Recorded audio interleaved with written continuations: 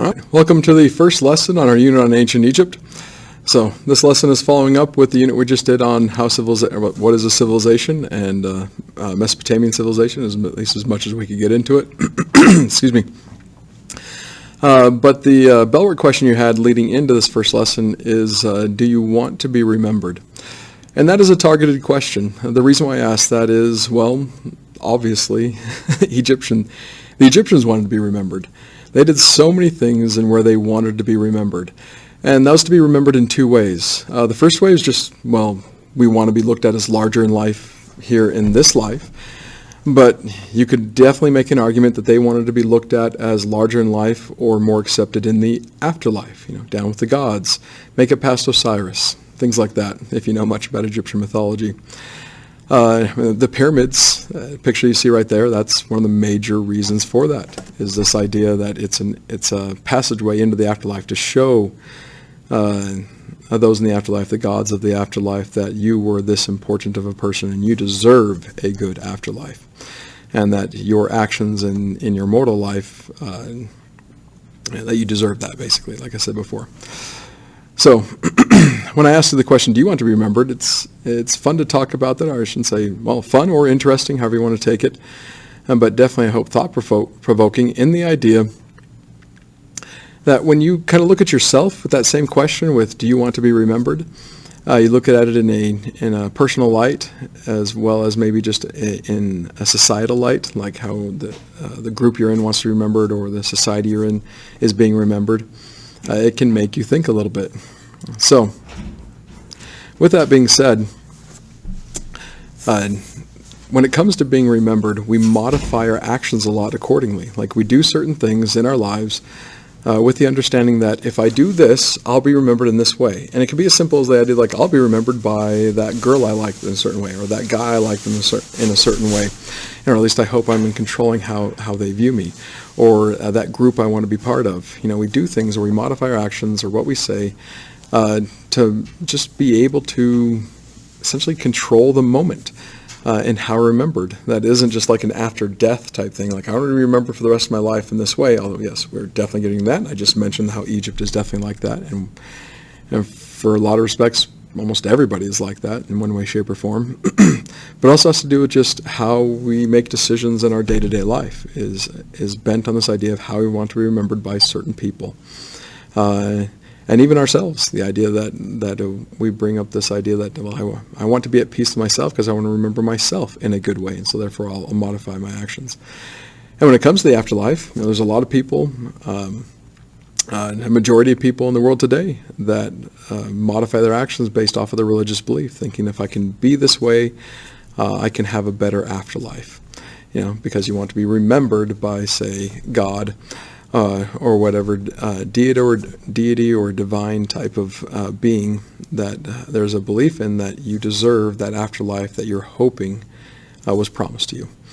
So, anyways, I like to bring it around that way because it's one of those questions that is always around us a bit. Do you want to be remembered?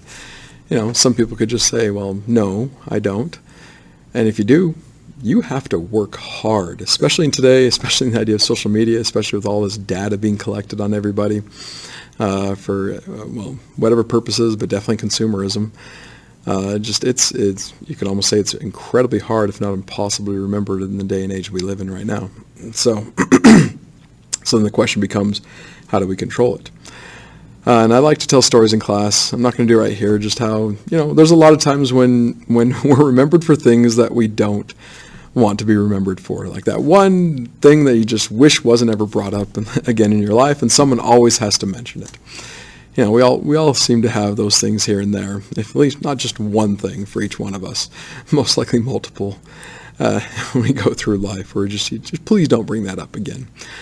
But that's the idea. You're out of control of it. And one of the ways you kind of gain control of that is you just throw as much as you can of the things you want to be remembered by out there with it, so it kind of drowns out whatever you don't want to be remembered by. So even if you have that one thing that you don't want to be remembered by, there's so many other things you want to be remembered by, again, drowning it out. The main reason I'm bringing this up is this is really what it feels like Egypt does with history. They have so many things out there that they did, and they were doing this 3,000 years ago at the earliest, 4,000 years ago, 5,000 years ago.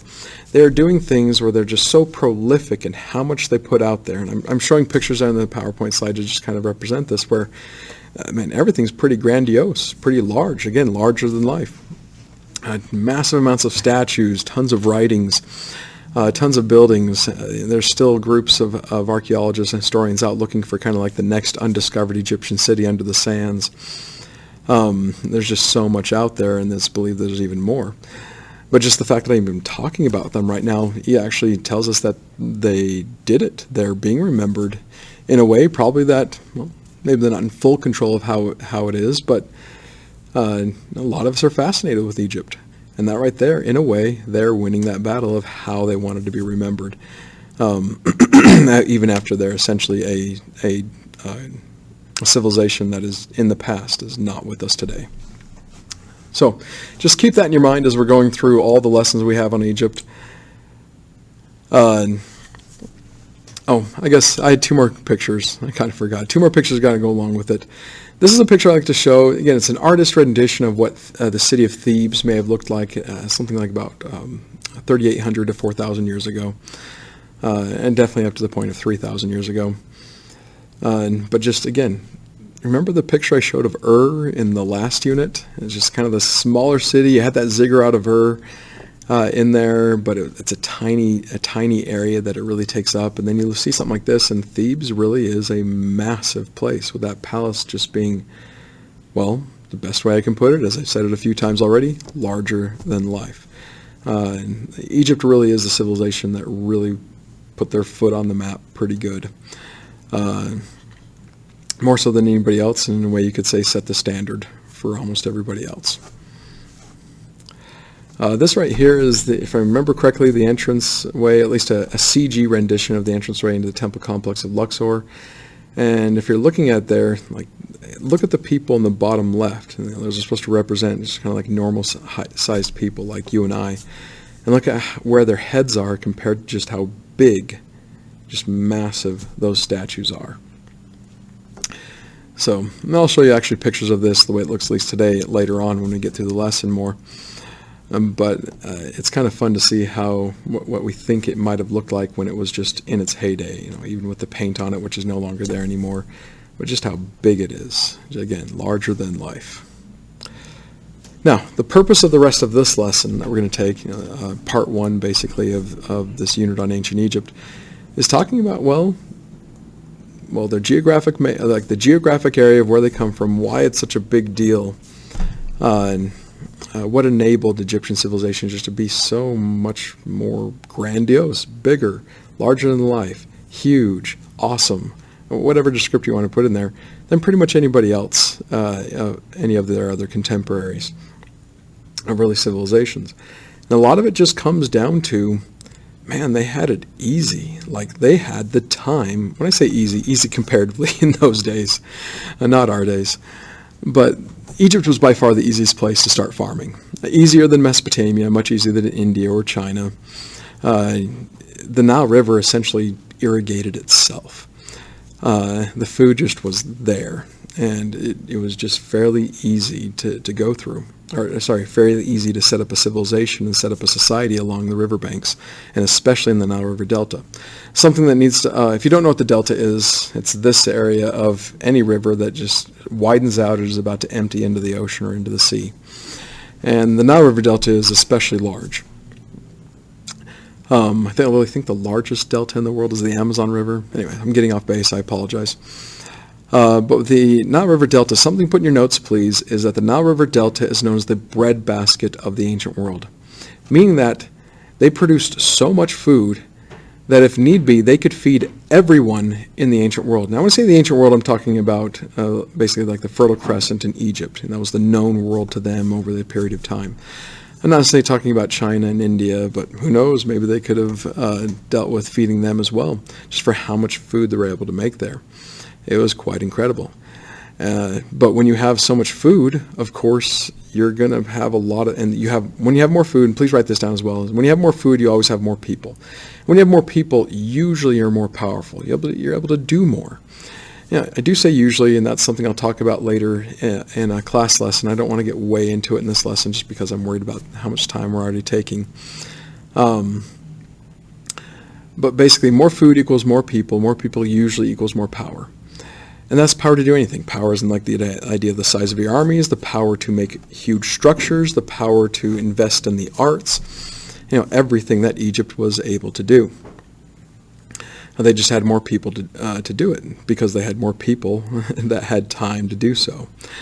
Like Egypt just seems one of those places that definitely feels like a promised land type of place. And in a lot of references, it's often referred to that way, even somewhat biblically. Not that it's the promised land of Israel biblically, but this idea of this place that you can go here and you'll be safe. You'll always have what you need. There's more than enough for everybody to go around type thing. So, one last thing I point out is, and definitely get this in your notes, this top portion here is known as Lower Egypt. The river valley itself is Upper Egypt. And if that's throwing anybody off, the idea is if you're standing right there, if you're looking up the river, I feel like I should get out. Yeah, I'll do this really quick, see if I can find it all right.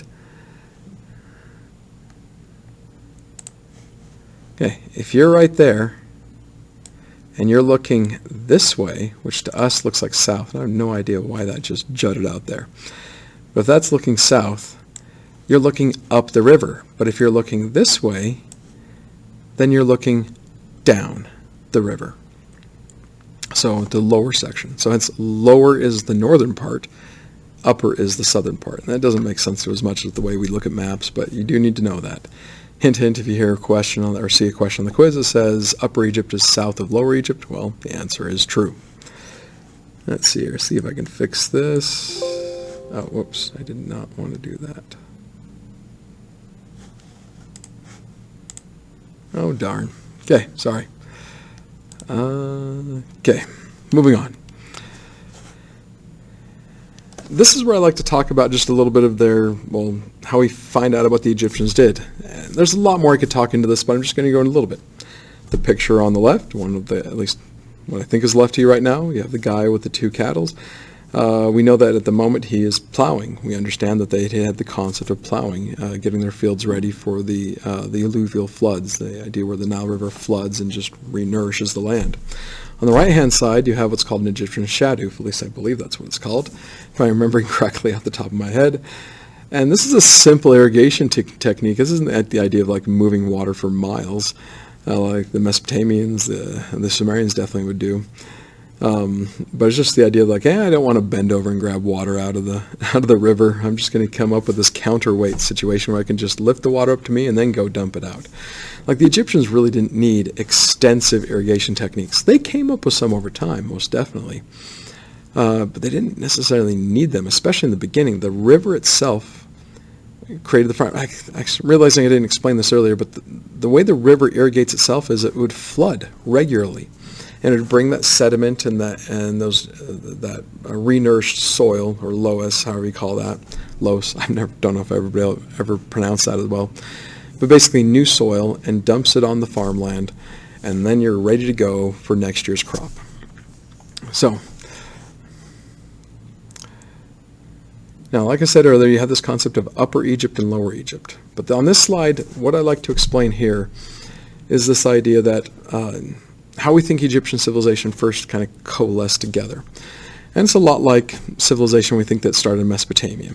You have small tribes of people that settle around food, and of course there's plenty of it here in the Nile River Valley in Egypt, but they settle around food. But of course then they kind of consider that to be their territory bit.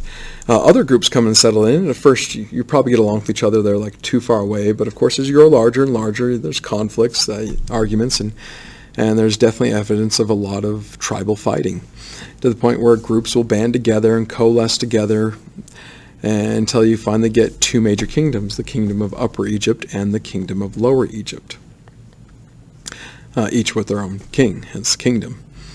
And everything I've talked to up to this point, when we're talking about Upper Egypt and Lower Egypt, this is before we get to the established idea of an Egypt. Where it's one unified place. we don't really talk about ancient Egypt as being ancient Egypt until Upper Egypt actually conquers Lower Egypt. That's who conquers who. We'll get to that in another lesson and talk about how that goes. But at this point, I'm going to leave this lesson at where we're at the moment, and we'll continue on in the next lesson.